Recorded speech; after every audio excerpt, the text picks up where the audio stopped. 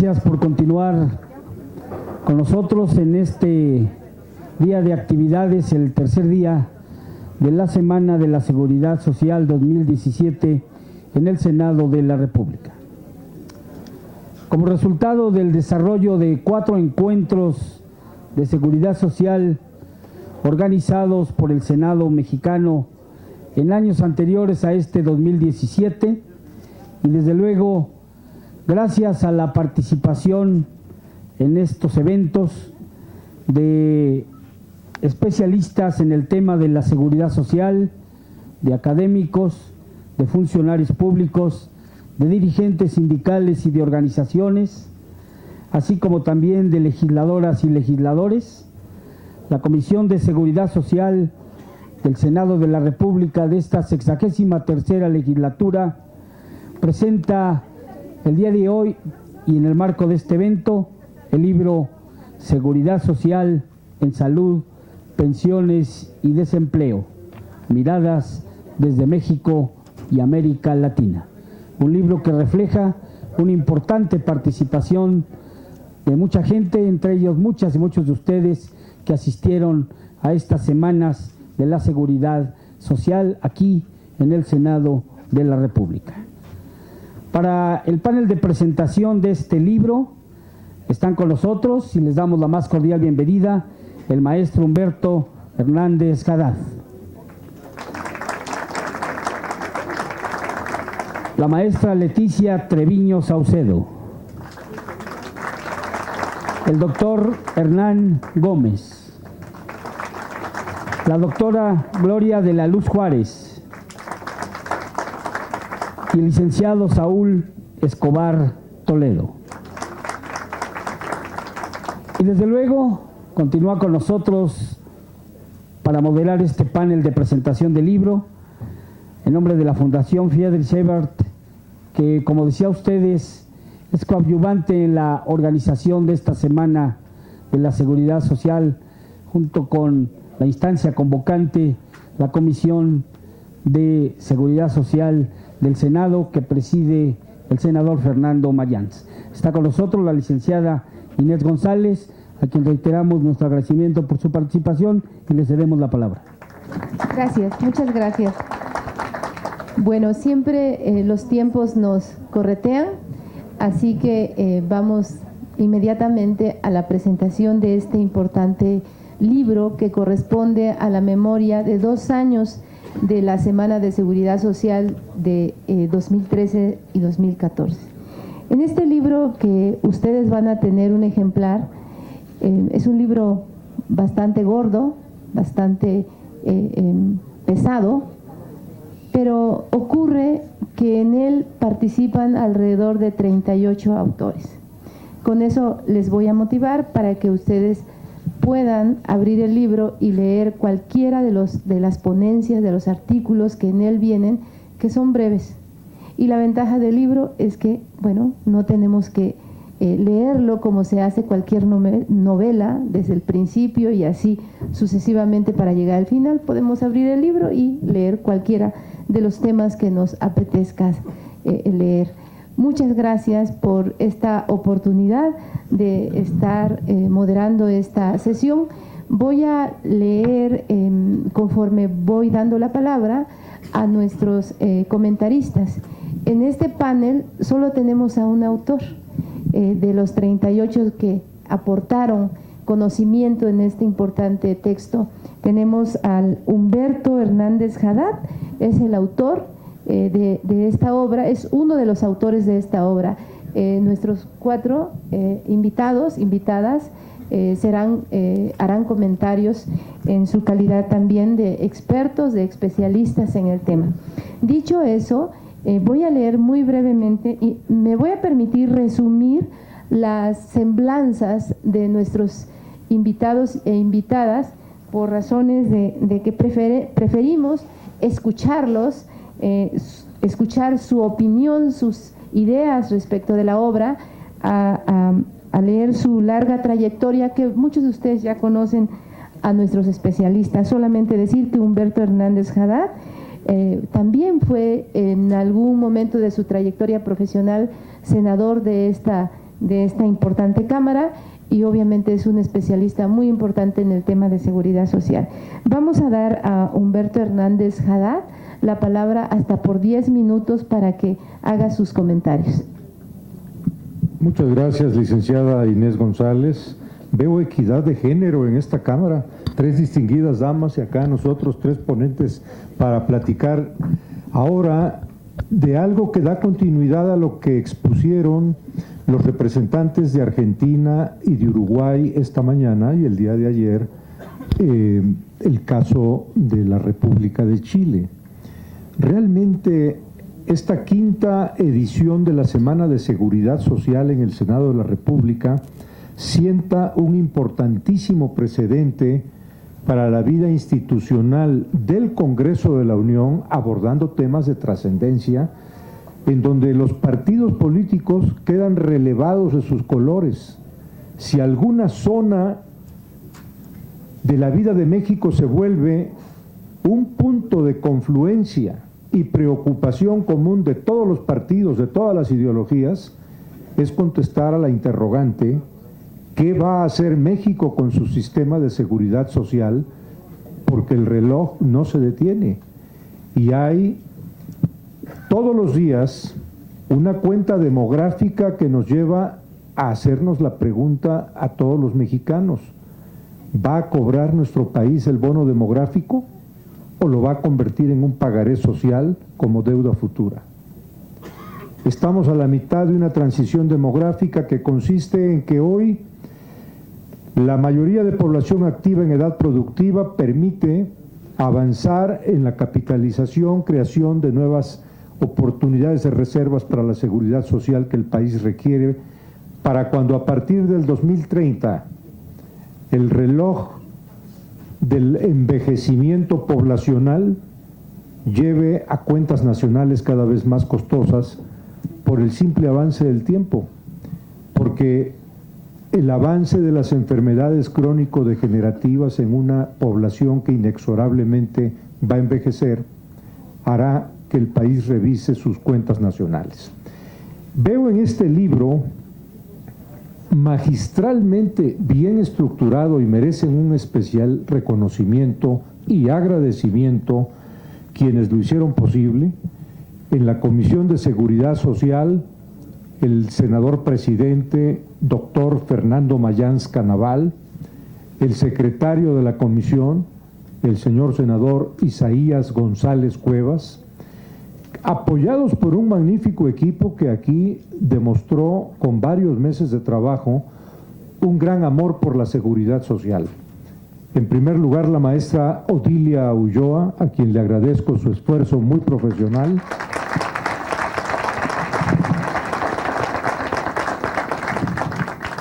La licenciada Erika Andrea Palma, que veo no ha parado en todo el día. Apoyados por una secretaría técnica en la comisión con el maestro Barrera, el maestro Enrique Pedraza, que ha estado también muy atento a las necesidades de esta 5ª semana de la seguridad social, que nos convoca para recuperar lo último que ha ocurrido en materia de seguridad social y que en este libro viene bien relatado. La última vez que hablamos de cómo andaban los sistemas de seguridad social, a mí me tocó venir a exponer que acababa de ser publicado precisamente el trabajo del economista francés Thomas Piketty, un economista que ha conmocionado a los círculos académicos internacionales con una investigación que lleva por título El capital en el siglo XXI, donde explica que en las economías extractivas de la renta las poblaciones inexorablemente se empobrecen. Un modelo extractivo de la economía que no es incluyente, que no permite a los individuos, las familias y las empresas capitalizarse, educarse y cuidar su salud, inexorablemente conducen a marginación, exclusión y pobreza. El trabajo de Piketty trae una gran aportación. Descubre que los gobiernos sí podían ir más o menos atemperando la desigualdad a través del impuesto sobre la renta. Hace 30 años el impuesto sobre la renta dejó de ser suficiente, dejó de ser instrumento idóneo para moderar la desigualdad. ¿Por qué? Porque las tecnologías de la información han hecho que la capacidad de toma de utilidades y ganancias en los mercados financieros a través de las tecnologías de la información convierten al capital financiero en inalcanzable para quien vive solamente de su ingreso quincenal o mensual o el producto de su trabajo, y más aún si trabaja en la informalidad. Esto me permite recuperar al día de hoy algo que va a ocurrir esta semana. Hablábamos de Piketty y de Darren Acemoglu y Jim Robinson con sus trabajos ¿Por qué fracasan las naciones? Los orígenes del poder y la riqueza hace un año. Esta semana tenemos que hablar de algo que está a punto de ocurrir. Bienvenido, señor senador Fernando Mayansca Naval. Estábamos hablando de usted, haciendo un reconocimiento al trabajo de la Comisión de Seguridad Social que usted preside, por el magnífico libro, además, que ahora estamos comentando.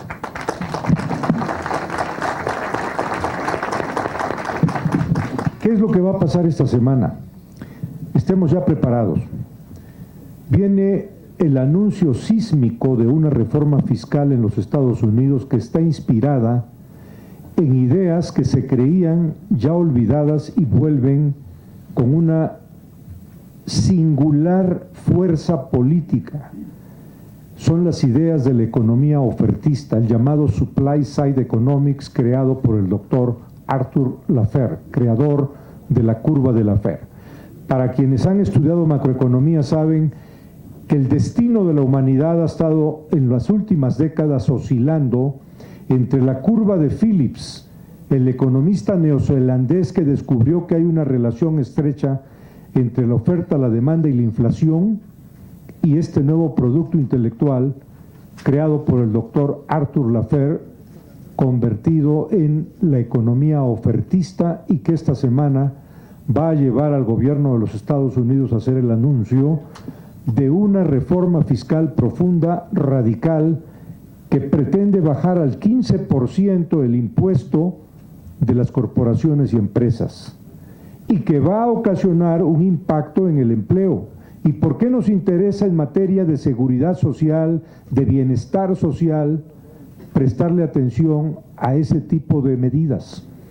Porque se acaba de decir esta mañana por los representantes de Argentina y de Uruguay, el doctor Zuccotti lo acaba de decir hace un momento, el mejor sistema de seguridad social que existe en el mundo es el que provee a la población de empleos bien pagados, de los cuales se extraen los recursos para que haya previsión y seguridad social. De modo que si viene esta semana el anuncio sísmico de una reforma fiscal tan radical, fundada en la economía de oferta, que ya vimos cómo operó en los años 80 cuando el doctor Arthur Laffer era el asesor estratega económico del presidente Ronald Reagan. Y justamente veo en el organigrama de la nueva administración de Washington, disciplina que me quedó de mis años en que fui senador y presidí la Comisión de Relaciones Exteriores del Senado mexicano, darle un seguimiento continuo a quiénes son los que van a tomar esas decisiones y qué ideas traen. Pues uno de los discípulos del doctor Arthur Laffer, Robert Lighthizer, es el nuevo representante comercial de los Estados Unidos que va a negociar con México el Tratado de Libre Comercio para la América del Norte. Propongo que dentro de las reflexiones que se hagan en materia de seguridad social, estemos preparados con una nueva estrategia de defensa del empleo, la planta productiva, los derechos a la seguridad social, que en México tenemos que estructurar, argumentar técnicamente, y que ante la inminencia de estos cambios de política económica y fiscal de Estados Unidos, no tengamos temor en decir, vamos a dar un paso más adelante. Vamos a proponer desde México que en vez de perseguir el trabajo legítimo de los trabajadores migratorios mexicanos que van a Estados Unidos, se comience a hablar desde ya de la creación de un instituto de la seguridad social para la América del Norte que proteja el trabajo de los 3 países con fondos actuariales, reservas financieras suficientes, cobertura médica para quienes son el nervio vital del desarrollo económico de los tres países, sus trabajadores. Muchas gracias. Muchas gracias. Enseguida le vamos a pedir a Leticia Felicidad Treviño Saucedo que nos haga sus comentarios, decirles que Leticia es una experta en el tema de seguridad social ligada a la Universidad Nacional Autónoma de México. Muchas gracias. Sí. Bueno, primero quiero agradecer al senador Mayans y a la maestra Odilia Ulloa la invitación a participar en la presentación del libro y felicitarlos también por hacerlo, ya que el libro documenta el debate histórico que estamos viviendo en estos últimos años con este importante evento que es su quinta edición de la Semana de la Seguridad Social. Ya en concreto, refiriéndome al libro y, bueno, después de lo que acertadamente nos ha señalado Humberto, les diría que en principio en la introducción yo resalto lo que el senador Mayans nos dice, que esto es un producto de un diálogo social plural que busca entre los legisladores de las políticas públicas, los organismos gestores de la seguridad social, las organizaciones representantes de la sociedad y la academia, buscando los diferentes puntos de vista para construir conocimiento, para resolver los retos que nos pone la seguridad social al frente, que como ayer nos decía Fabio Bertranú de la OIT, pues en su mayoría se refieren a la suficiencia de los beneficios, a la cobertura y a la sostenibilidad financiera en el largo plazo. Bueno, coordinando, tomando en cuenta las relaciones que existen entre las políticas públicas de orden económico, laboral y social. En este libro se abordan diferentes temas que tienen que ver con este aspecto. Recopila, como ya mencionaron, diferentes autores de México, de Perú, de Colombia, de Uruguay, de Argentina, de Chile y de varios organismos internacionales como son la Conferencia Interamericana de Seguridad Social, la OIT, la OPS, la CEPAL y la IS. Y está dividido en dos partes. La primera corresponde a la Semana de Seguridad Social de 2013 y la segunda parte a los trabajos que se presentaron en la semana de 2014. Casi la mayoría de los trabajos, dado que estas dos semanas hicieron mayor énfasis en las reformas en salud, contienen más presentaciones o ponencias en el tema de salud. Y bueno, les mencionaría que la primera parte tiene 3 capítulos, una titulada Enfrentando el reto de la seguridad social en América Latina. Ahí básicamente lo que se resalta es el desarrollo que ha tenido la seguridad social y cómo se ha convertido en un derecho humano, y incluso está señalado así en los artículos 22 y 25 de la Declaración Universal de los Derechos Humanos de la ONU. Y bueno, nos narran también algunos de los trabajos, como la seguridad social está ligada al empleo formal y que la precariedad en el empleo pues afecta directamente a la seguridad social. También menciona lo que ya se ha hablado aquí sobre el envejecimiento de la población, o sea, cómo los logros de la seguridad social en materia de salud, como es aumentar la esperanza de vida, la disminución en la fertilidad, pues ha traído como consecuencia nuevos retos que se enfrentan ahora, como es el envejecimiento de la población. El segundo capítulo se denomina Seguridad Social en Salud, el panorama en México y América Latina. Ahí se presenta y se resalta la labor que ha tenido el IMSS y el ISSSTE, que no nos imaginaríamos al México moderno sin la existencia de estas dos instituciones. Sin embargo, pues también se plantean los problemas de que cada vez es menos el empleo formal y por tanto cada vez menos el grupo de población que está cubierto por la seguridad social. En esta parte se presenta el sistema de salud de Costa Rica y bueno, lo resalto porque junto con el de Cuba son los dos únicos sistemas universales en salud que existen en América Latina. Desarrollan cuál ha sido su logística, en donde hay una coordinación entre las diferentes instituciones de salud, de agua potable, de control del alcoholismo y farmacodependencia, de enseñanza y de nutrición, y han dado relevancia a llegar a la comunidad, a llegar a los hogares para proporcionar servicios y conocimientos en seguridad social, lo que ha redundado en que es el país con menos mortalidad infantil de América y uno de los países con mayor esperanza de vida en el mundo. Sí. El tercer capítulo nos habla del seguro de desempleo y bueno, como esto no ha sido tan factible en América Latina dada la cuestión de la insuficiencia financiera que tenemos. De la segunda parte, que ya los siguientes comentaristas ahondarán, yo quiero rescatar en el capítulo 5, que tanto Humberto como otros 3 autores mexicanos, entre ellos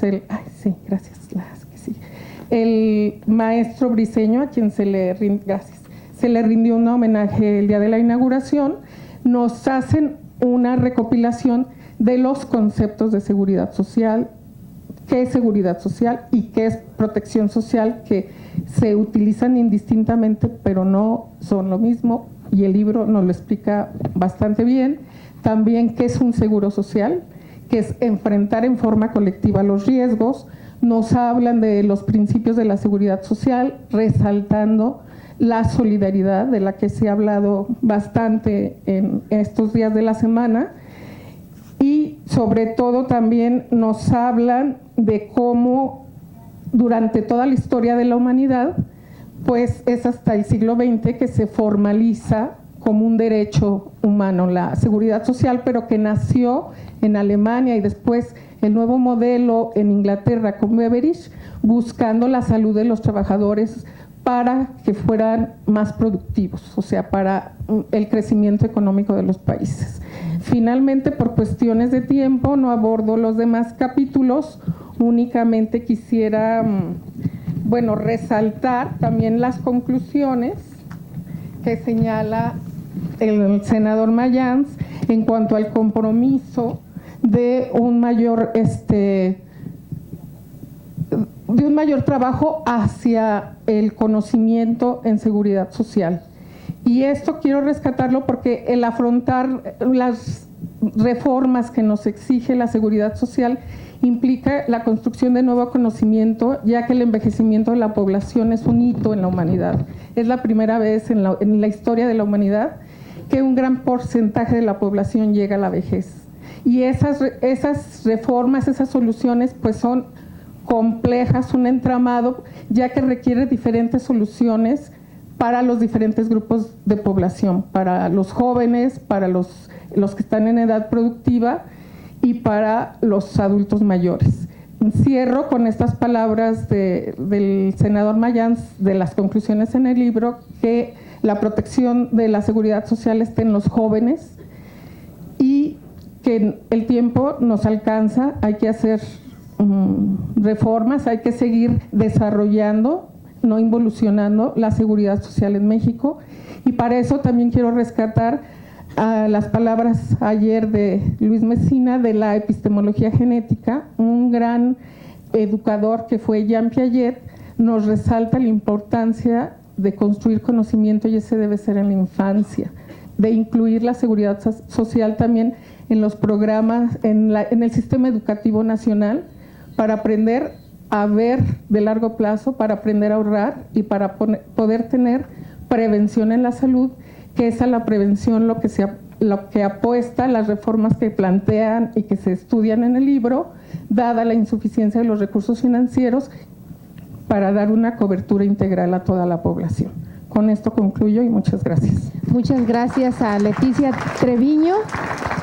Enseguida le voy a pedir al doctor Hernán Gómez Urena que tome la palabra. Hernán actualmente es el coordinador de asesores de la presidencia del Consejo Nacional para Prevenir la Discriminación. Si quieres hablar desde ahí, Hernán, adelante. Sí.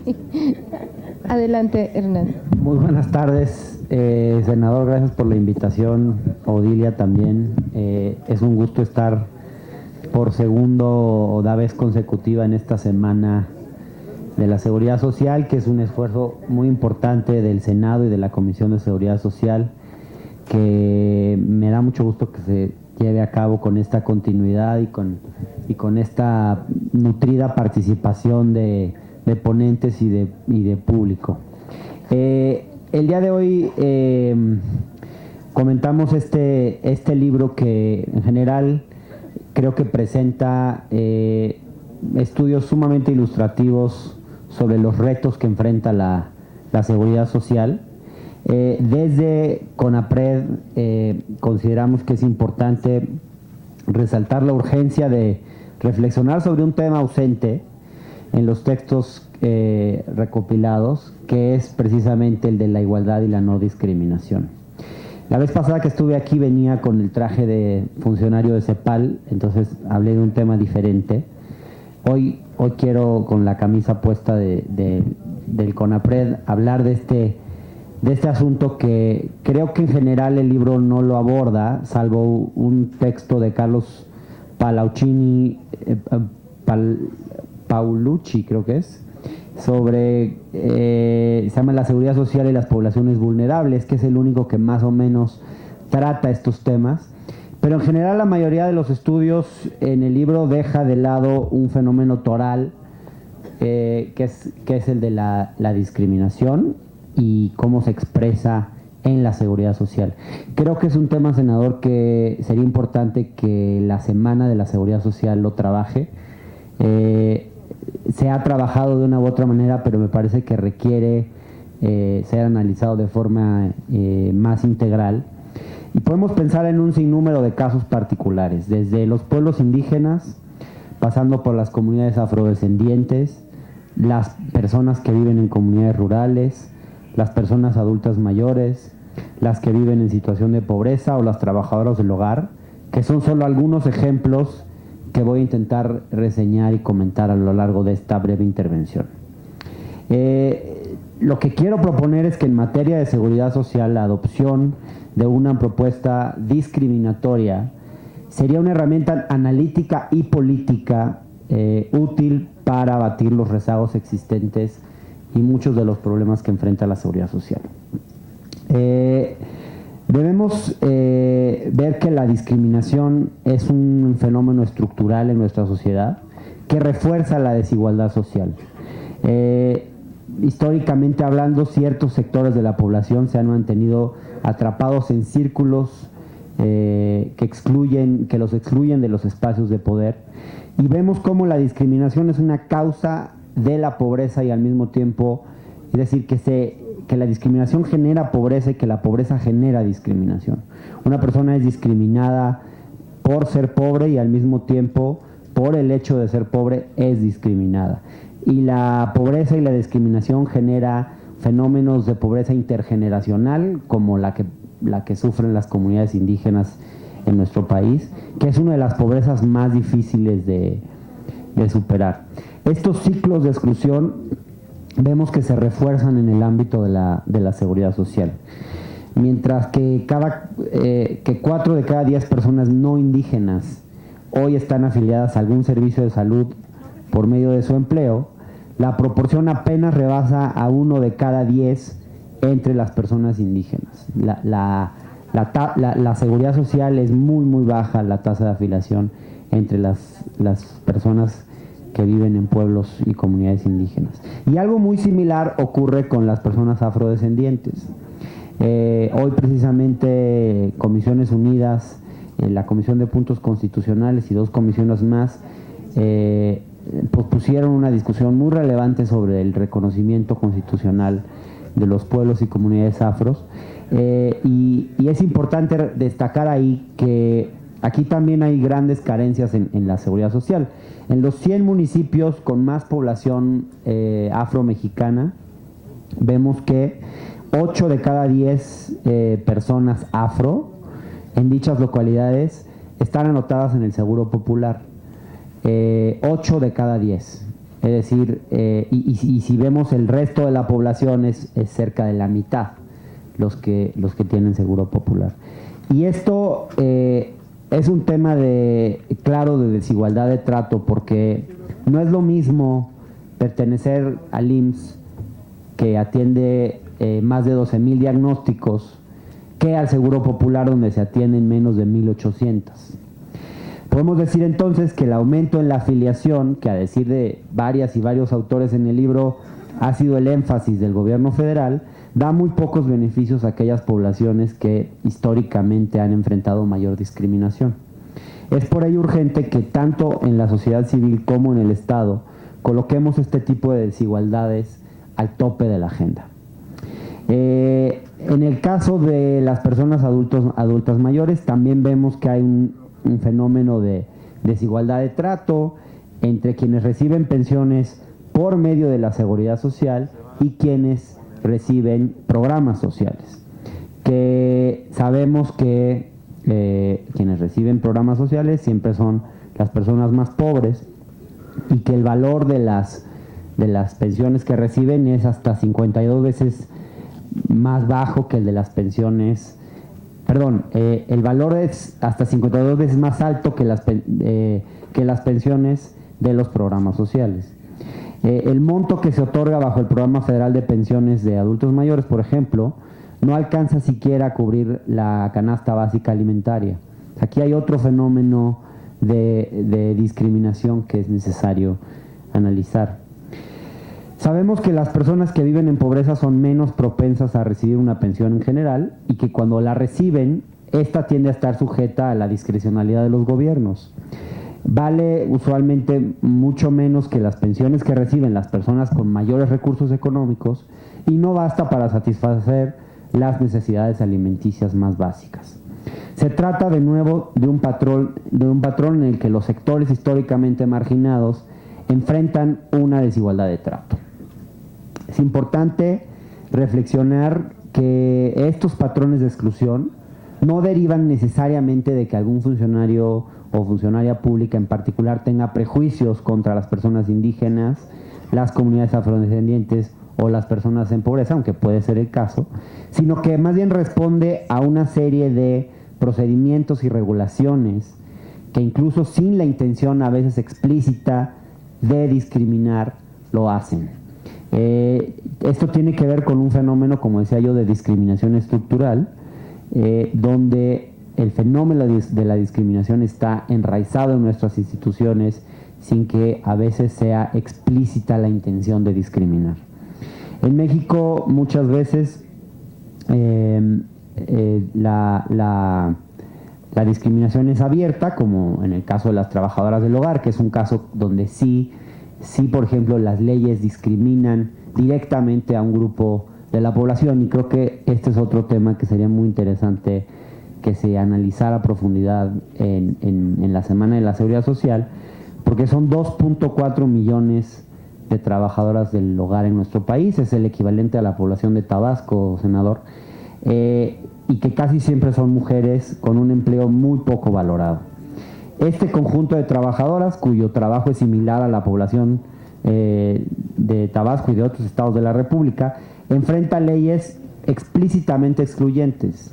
La Ley Federal del Trabajo, por ejemplo, permite que trabajen hasta 12 horas, cuando para el resto de las personas la jornada es de 8. Las obliga a guardar consideración y respeto hacia el patrón y su familia, lo cual no se le obliga también al patrón. El patrón no tiene por qué tener consideración y respeto hacia las trabajadoras del hogar, según la ley, y autoriza al empleador a terminar la relación en cualquier momento sin la necesidad de comprobar una causa. Pero más que esto, y para hablar un tema aún más relevante para el asunto que nos ocupa, la ley del Seguro Social no contempla a las trabajadoras del hogar dentro del régimen obligatorio de la seguridad social. Al día de hoy, depende del empleador o empleadora afiliar a una trabajadora del hogar al régimen voluntario nada más, e incluso si le afiliara a este régimen, no le daría derecho a prestaciones como guarderías o pensiones. Así como ha mostrado la encuesta nacional de discriminación, una encuesta que es elaborada por CONAPRED regularmente cada 5 años, el año que viene vamos a tener una siguiente emisión, 9 de cada 10 trabajadores del hogar en este país carecen de un contrato, 6 de cada 10 no tiene vacaciones y la mitad no recibe aguinaldo. Además de eso, menos de 1 de cada 10 tiene acceso a la seguridad social de forma incompleta. Menos de 1 de cada 10. Y de forma incompleta, como decía, porque es el régimen voluntario que no les da la misma cobertura. Por todo esto, eliminar los patrones excluyentes de la seguridad social requiere no solo de un aumento de recursos. Es indispensable reformar leyes y focalizar esfuerzos para favorecer de manera progresiva a los sectores que mayor discriminación enfrentan en el ejercicio de todos estos derechos. Las políticas públicas en materia de seguridad social deben hacer de la igualdad de trato un objetivo y un eje central. Espero con esto haber dado algunos ejemplos de cómo la perspectiva antidiscriminatoria puede iluminar el análisis sobre las problemáticas de la seguridad social en nuestro país. Agradezco a todas las personas que me acompañan en esta mesa, especialmente al senador Fernando Mayans por su invitación a la presentación de este importante libro, y reitero el interés del CONAPRED en colaborar con ustedes en cualquier esfuerzo por impulsar la inclusión en la seguridad social y en cualquier otro ámbito, y espero que sus labores continúen influyendo en el combate a la exclusión de sectores históricamente discriminados. Gracias. Gracias. Gracias, Hernán. Enseguida presento a la doctora Gloria de la Luz Juárez. Ella es profesora investigadora de la Universidad Autónoma Metropolitana, Unidad Azcapotzalco. Adelante, doctora. Buenas tardes a todos. Agradezco al senador Mayans, a la maestra Odilia Ulloa por la invitación que me han hecho a venir a hacer algunos comentarios sobre esta obra, una obra bastante grande, una obra que refleja los trabajos donde están impresos las opiniones de 41 especialistas que participaron durante la Semana de la Seguridad Social que se realizaron en el año 2012 y 2013. La situación general de la obra es que comprende 9 capítulos, 604 páginas y 2 secciones de comentarios que los que dirigieron estas semanas se encargaron de invitar. La diversidad de autores es atractiva, toda vez que incluye funcionarios de distintas instituciones de la seguridad social en México, en otros países y de organismos internacionales, como es la OIT, la Conferencia Interamericana de la Seguridad Social, la Organización Panamericana para la Salud, y celebro que hayan invitado al sector académico, ya que a través de sus opiniones se logra recabar precisamente la diversidad de opiniones del sector privado, de los diputados, de los organismos oficiales, tanto nacionales como internacionales. Aunque tiene varios capítulos, como ya lo señalé, tiene 9 capítulos, yo organicé la presentación en 3 apartados fundamentalmente. Uno que es la seguridad social en general, el otro que es el desempleo y la salud. En cuanto a la seguridad social, ya la maestra Leticia hizo algunos comentarios sobre las opiniones de algunos de los ponentes de esta obra. No voy a referir a ellos de manera personal, puesto que ustedes ya tendrán el libro y tendrán la oportunidad de constatar estas opiniones. Destaca una del doctor Fernández Pastor, que señala la importancia de incorporar la seguridad social como un valor, que aclara también es un derecho, pero también es una obligación que hay que cumplir. En ese sentido, creo que en México mucho no se cumple precisamente porque no hay posibilidades con los recursos que se tienen. No se cumplen con las obligaciones de que los trabajadores sean ingresados formalmente al empleo y de esa manera cumplir mutuamente con ese requisito. Este mismo autor destaca la Declaración de Guatemala respecto a la seguridad social para todos. Nos indica que implica el concepto de solidaridad social, que no puede existir sin reglas, sin leyes. La seguridad social para todos implica que nos pongamos de acuerdo en trabajar a través de un panorama que nos permita transmitir esos valores y principios de la seguridad social en la educación formal, en la educación no formal, en los medios de comunicación, que la gente conozca sus derechos para que los pueda defender. Muchos de los derechos que no se exigen es por ese desconocimiento. Por lo tanto, es importante tener esa educación. La visión de los juristas, que nos lo presentan en el capítulo 6, resulta por demás importante. Nos presenta una amplia exposición sobre el concepto de seguridad social, sus antecedentes, evolución histórica desde los primeros seguros instaurados en Alemania por el canciller Bismarck y por el Plan Beveridge, así como el establecimiento de los seguros sociales en América Latina.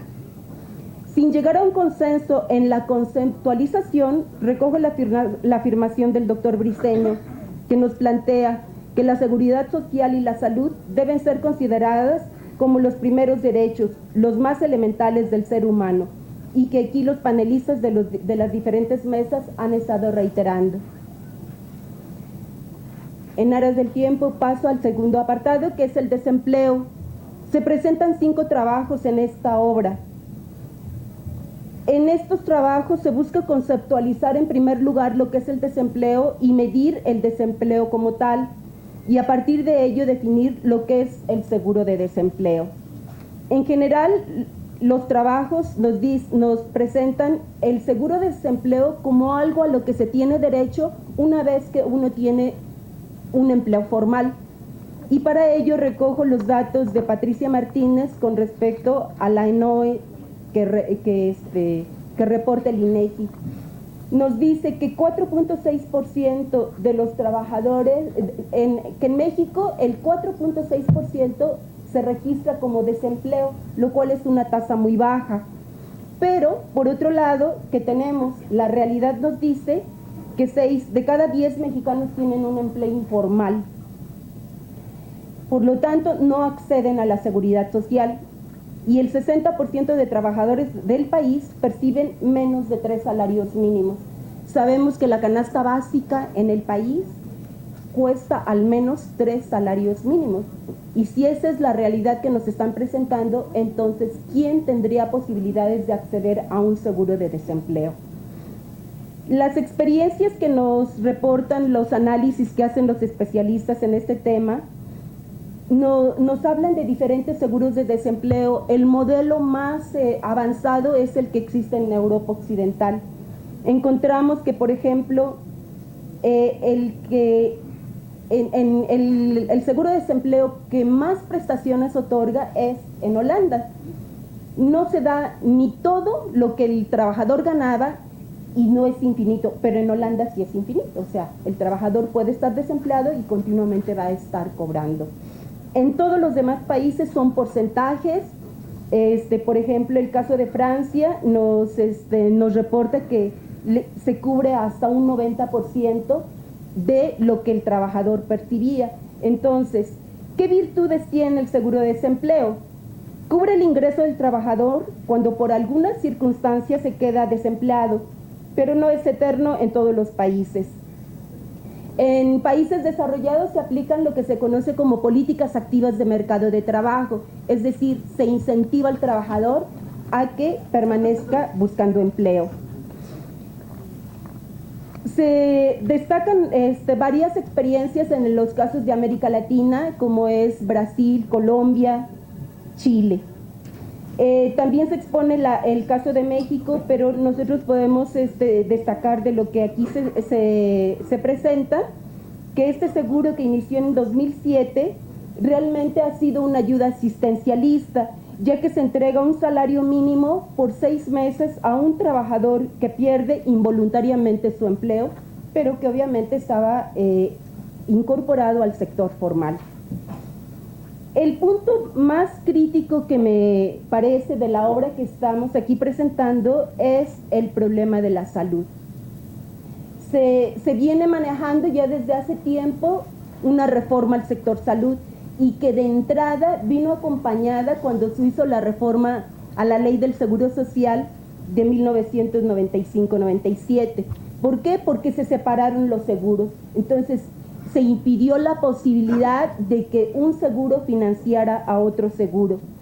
En este caso, se destaca el trabajo de Asa Cristina Laurel, en el que plantea que los modelos y propuestas de cobertura universal fundamentalmente están planteando una universalización del servicio a partir de la competencia y del mercado.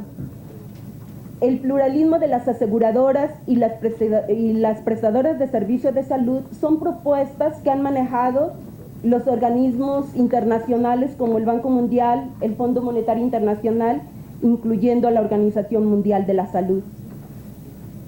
Plantea que las propuestas vinculadas con las concepciones sobre la organización de la sociedad, el Estado y las políticas sociales y económicas tienen que ver con este problema de la seguridad social. Aquí distingue entre lo que es la cobertura poblacional, es decir, a cuántas personas se integra o se censa para que estén en el padrón de los servicios, y a cuántas personas se les atiende realmente con calidad. Hace un momento aquí el representante de CONAPRED nos hacía la referencia de que justamente el Seguro Social tiene un catálogo de más de 10,000 diagnósticos, mientras que el Seguro Popular apenas tiene 235. Entonces, esas diferencias hacen que la atención no sea la misma. Otro de los puntos que tratan los especialistas aquí en el tema nos hace ver que la creación del Seguro Popular realmente no ha resuelto el problema para toda esa población que está desatendida. Es decir, toda la población que no tiene un empleo formal, desafortunadamente, no tiene acceso a la seguridad social. Ahora, ¿qué es lo que se pretende hacer con esto? Tenemos aquí las propuestas de Funsalud, con la que comulga el Instituto Espinosa Iglesias. En su momento, la anterior Secretaría de Salud también participó en este tipo de propuesta. Lo que están buscando es crear un solo instituto de salud y que a partir de ellos se subroguen los servicios, los recursos se otorguen a un solo fondo y que a su vez sean las aseguradoras que participen también en la provisión de los servicios. Las experiencias de Chile que aquí también están presentadas nos están demostrando que ese modelo no funciona. ¿Qué es lo que pasa cuando se hace este tipo de mecanismo, cuando se adopta este tipo de modelo para la provisión de los servicios de salud? Lo que ocurre es que se reduce el número de asistencia a la que se le puede dar al asegurado, es decir, el catálogo de los servicios se reduce considerablemente, se encarecen los servicios y por consecuencia crece lo que se conoce como el gasto de bolsillo. Es decir, si quieres más atención, la vas a tener que pagar. En ese sentido es que creo que hay que hacer caso de las opiniones que expresan aquí los académicos. En particular hay 3 trabajos de los académicos del Departamento de Salud del GOAN Xochimilco que nos están mostrando que no es conveniente que los fondos de salud vayan a parar a manos privadas. Esto yo lo visualizo como algo que el Seguro Popular es el ensayo como se hizo con el caso del SAR. ¿Qué fue el SAR? El paso intermedio para pasar los recursos de pensiones a las AFORE. En este caso lo que yo estoy viendo es que el Seguro Popular realmente viene a ser también el ensayo para pasar los recursos de salud a las aseguradoras. Creo que hay que tomar los ejemplos valiosos. Ya mi compañera Leticia señaló el caso de Costa Rica, un seguro que parte de 2 elementos fundamentales. 1, la educación. Y otro, la atención primaria. Se debe fortalecer la atención primaria para crear el vínculo entre el paciente y el médico. No dejar que sea el joven que está haciendo su servicio social el que atienda a una familia, a un paciente.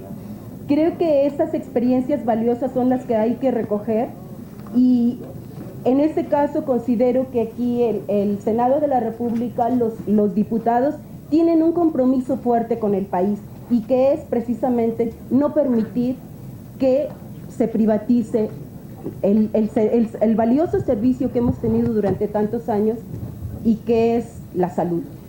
Muchas gracias. Muchas gracias, Gloria.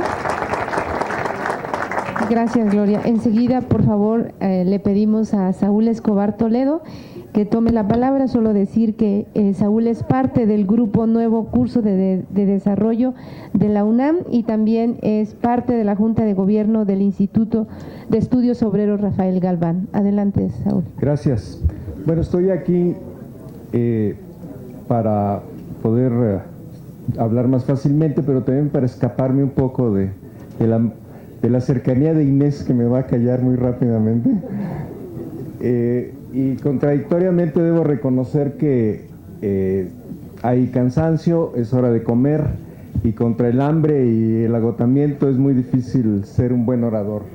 Pero vamos a tratar de acelerar el paso para que la tortura sea más llevadera. En primer lugar, como ya todos lo han hecho, reconocer la importancia de estos eventos, la excelente oportunidad de la Comisión de Seguridad Social que da para discutir estos asuntos, el equipo de trabajo de Odilia Ulloa, que ha sido tan eficaz y promotora, tan entusiasta de estos eventos, y desde luego el senador Fernando Mayans Canaval, que ha tenido un desempeño brillante en esta comisión. Yo creo que el libro que estamos comentando parte de una cuestión fundamental. La seguridad social es un derecho humano, y como tal me parece que este reconocimiento es fundamental. Pero si es un derecho humano, como dice Fernández Pastor, director del CIES, en el libro, hay que reclamarlo. Y para reclamarlo hay que conocerlo. Si no se conoce, no se puede reclamar. Y si no se puede reclamar, no es un derecho humano, o no importa si es un derecho humano o no es un derecho humano. Por eso es muy importante este tipo de eventos, para que se cree, como se dijo aquí, una cultura de la seguridad social basada en esta dirección, de que es un derecho humano y como tal hay que reclamarlo, y para reclamarlo hay que conocerlo. Me interesa también destacar del libro el diagnóstico que se hace sobre la situación de nuestros países, y creo que me gustó mucho la forma en que Walter Ferrari, que además está aquí presente, lo planteó en el libro. No lo digo porque esté aquí junto a nosotros y por ser un amigo nuestro, sino por la claridad de su aseveración.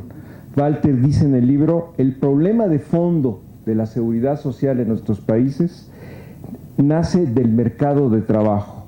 Tenemos una altísima informalidad, empleo de mala calidad y desregulación. Y en efecto, si los mercados de trabajo funcionan bajo estas características, ningún sistema de seguridad social va a funcionar, va a ser sustentable, va a servir, va a garantizar los derechos de las personas.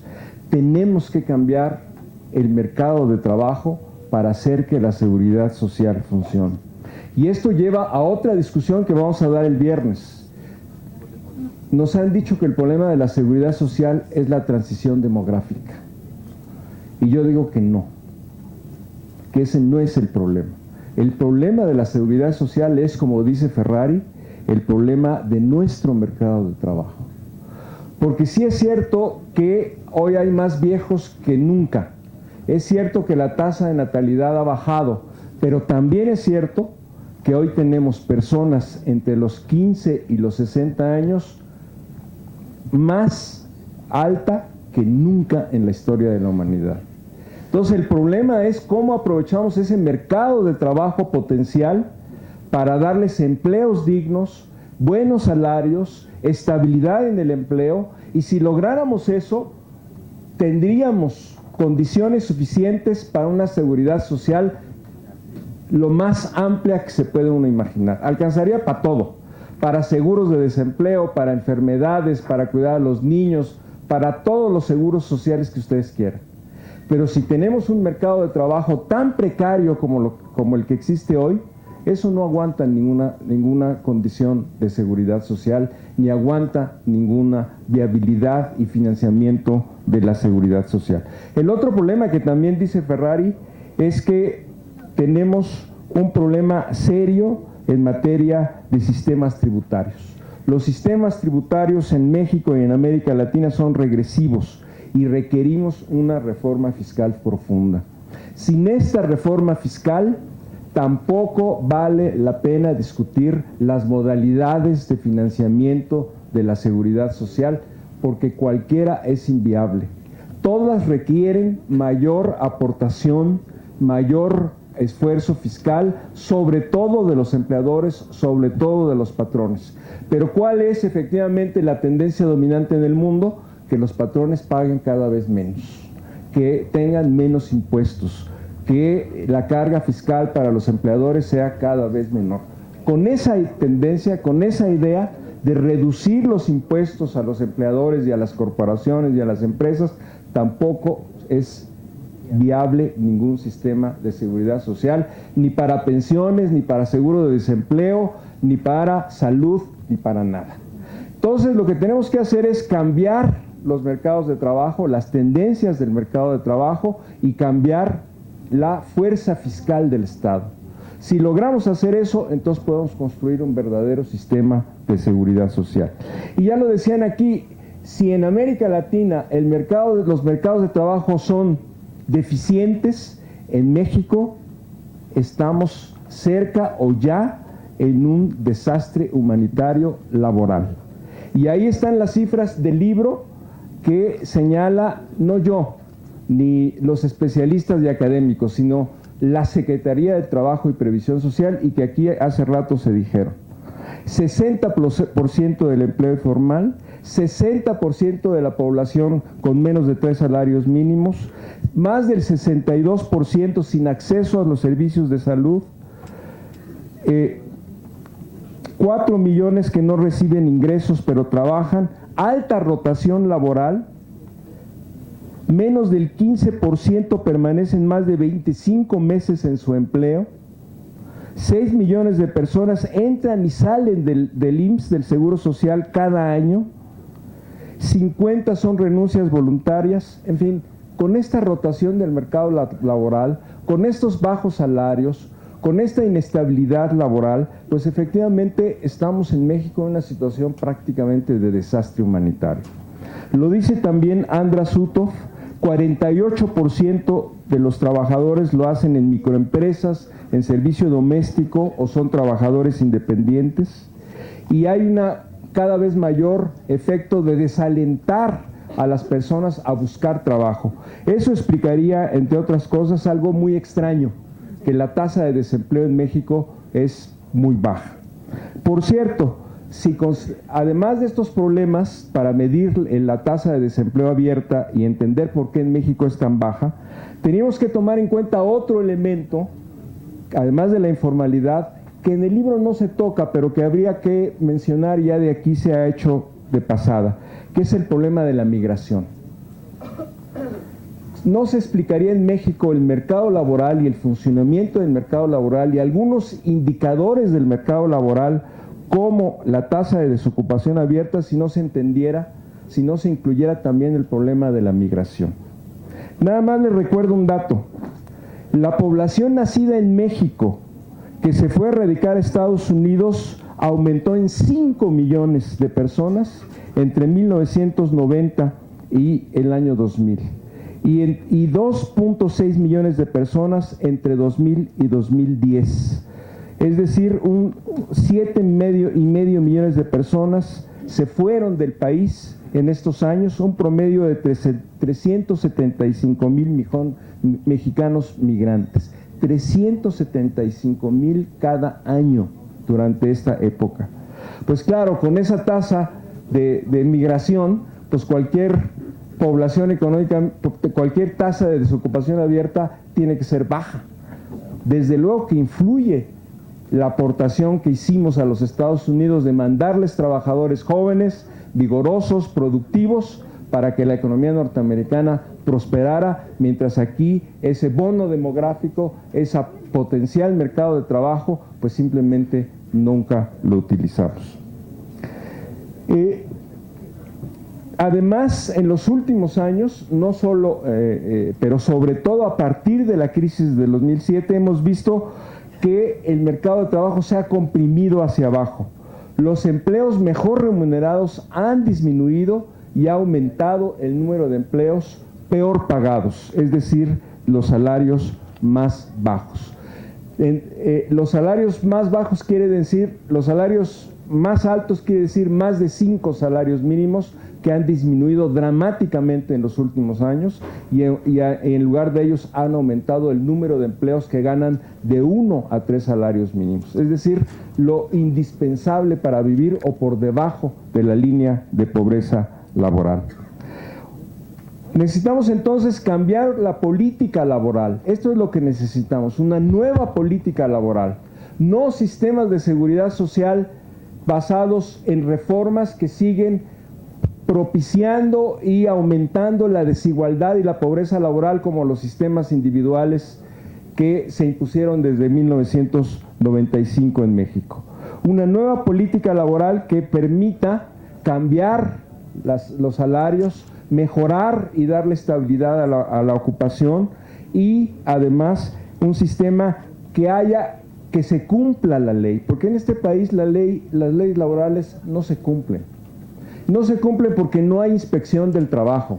Aquí la inspección del trabajo, y a mí me toca decirlo personalmente porque yo fui subsecretario de Trabajo en la Ciudad de México, sé muy bien lo que es la inspección del trabajo, a nivel de la Ciudad de México y a nivel nacional. Y la inspección del trabajo es prácticamente inexistente. La aplicación de las leyes laborales en México es prácticamente nula. Cada quien hace lo que se le pega la gana. Y principalmente los empleadores hacen cualquier cosa menos cumplir con la ley. Entonces tenemos un problema de enforcement, law enforcement, como dirían los norteamericanos, que efectivamente tenemos que resolver. Este es un primer problema de una nueva política laboral, que la ley se cumpla. Y uno segundo es que tiene que ver con lo que yo decía antes, es que las regresiones que se han pactado en las reformas a la Ley Federal del Trabajo, como la de 2012, que hizo cosas extrañísimas, como esa ley de la intermediación laboral o de las outsourcing, que es una cosa ahí complejísima, que lo único que hace es promover el incumplimiento de la ley y hacer que las intermediarias laborales evadan constantemente las responsabilidades de los patrones para que los trabajadores puedan ser, por ejemplo, inscritos en el Seguro Social y pagar las cuotas obrero-patronales del Seguro Social. Y el salario por horas, que es otra cosa ahí además mal hecha, que permite todo lo que uno se imagine en materia de pago por horas de los trabajadores, en lugar de contratos que les den estabilidad, que les permitan acumular antigüedad y que les permitan cumplir con los requisitos de la seguridad social. Y finalmente tenemos el problema que para los compañeros que vienen de América del Sur les parece muy extraño. Cuando he platicado con ellos y los tengo que explicar de varias maneras porque no me entienden, que son los contratos de protección y los sindicatos fantasma. En México, en la mayoría de los casos, los sindicatos son inexistentes, están solamente de nombre, son solo membretes y los contratos colectivos no los conocen los trabajadores, nunca los han votado, no los firman, no los modifican y son contratos de protección patronal. Con esas condiciones laborales, donde los sindicatos no existen en la realidad, los contratos y la contratación colectiva es ficticia, que reclamo pueden hacer los trabajadores de sus derechos para hacer que se cumpla la ley? Los trabajadores están en este país solos. Ni la justicia laboral los protege, ni el gobierno los protege, ni los sindicatos los protegen. Eso es parte del problema que tenemos para construir un sistema de seguridad social eficiente. Si modificamos entonces la política laboral y creamos y conducimos hacia un crecimiento económico que cree un mercado laboral en expansión, con empleos mejor pagados, con mayor estabilidad, con cumplimiento de la ley, si creamos una política laboral que permita que sindicatos legítimos de los trabajadores puedan crearse, si creamos una política laboral que realmente tenga mayor recursos a partir de una nueva fiscalidad, de una fortaleza tributaria del gobierno, pues entonces sí podemos hablar de una seguridad social que pueda ser sustentable. Mientras tenemos que hacer las dos cosas, discutir el problema de la seguridad social, echar atrás esos sistemas individuales que han profundizado la pobreza y la desigualdad laboral, construir nuevos sistemas, pero también acompañarlos de una nueva política laboral en una dirección completamente distinta. Estas son las reflexiones que me provoca el libro, que están ahí y que, por lo tanto, creo que debe ser materia de lectura de todos ustedes, y yo por eso recomiendo ampliamente el libro. Muchas gracias. Muchas gracias, Saúl. Solo para cerrar, retomar las últimas palabras de Saúl, es un libro necesario, es una herramienta de consulta. Solo le invitamos a que lo tomen y lo abran y lo lean en tanto como sea posible. Muchas gracias a todos nuestros comentaristas, a nuestro autor, y el senador va a tomar la palabra. En un momento más se les entregarán los libros. Vamos a escuchar al senador Fernando Mayans Canavaro. Ya para que vayamos todos a comer, nada más me resta agradecerle a los panelistas su participación, a todos y cada uno de ustedes. Mañana tenemos un día importante con la presencia de Brasil, de Perú, de Colombia. Luego vamos a tener una mesa sobre Luma, así que es muy importante su presencia, y a través del canal del Congreso también. Y vamos a entregar algunos reconocimientos a nuestros participantes. Y lo que decían, hacemos como que trabajamos, hacemos como que nos pagan, ¿no? Eso es lo que traducido, lo que decía ser traducido en otras palabras más sencillas, algo así entendí, ¿no? Y la otra es de que, bueno, hay una palabra que a mí me pone frío, que es estas empresas del outsourcing, que la verdad que nunca, bueno, yo lo voté en contra, que conste, pero la verdad que hay que darle vuelta a eso y revertirlo, porque está lastimando a los trabajadores que no adquieren ningún derecho. No sé si ustedes entiendan ahí el término ¿no? De draculesco, ¿no? Sí, Drácula es en rumano, quiere decir diablo. Sí, entonces, acuérdense del conde Vladimir III, le decían Drácula. Drácula en rumano es diablo, así es esta palabra de outsourcing, ¿no? Más o menos haciendo mención al conde. A ver, si me haces el favor, al maestro, amigo, paisano, cuasi hermano, Humberto Hernández Haddad, muchísimas gracias, Beto. Gracias, te agradezco. No te me vayas, no te la contigo. Sí. Leti, aquí está Leti. Muchísimas gracias. Un placer. Hernán Gómez, no es el de la televisión, este es el bueno. Muchas gracias, como siempre. ¿Ah? Gloria, un placer. Muchísimas gracias. Sí. Y don Saúl, muchísimas gracias. Le agradezco mucho. Y muchas gracias. Y muchas gracias a todos ustedes. Ahí afuera tienen su libro, con mucho cariño y afecto. Y les recuerdo que viene la segunda parte, porque este es 13 y 14. Los años 13 y 14 está por salir, está en el horno 15, 16, aunque ustedes no lo crean, por insuficiencia presupuestal no estuvo a tiempo, pero bueno, ya lo logramos sacar. Gracias. Muchas gracias, señor senador. Gracias reiteradamente a ustedes y les invitamos para mañana a continuar las actividades de esta semana de la Seguridad Social. Nos vemos mañana a las 9:30 horas en este auditorio Octavio Paz. Y vamos a pedirles, desde luego, aquí nos comentan, que inviten a sus compañeros de sus organizaciones, trabajadores y a gente interesada en este tema tan trascendente para el futuro de nuestro país y de los trabajadores. Gracias, que tengan una excelente tarde.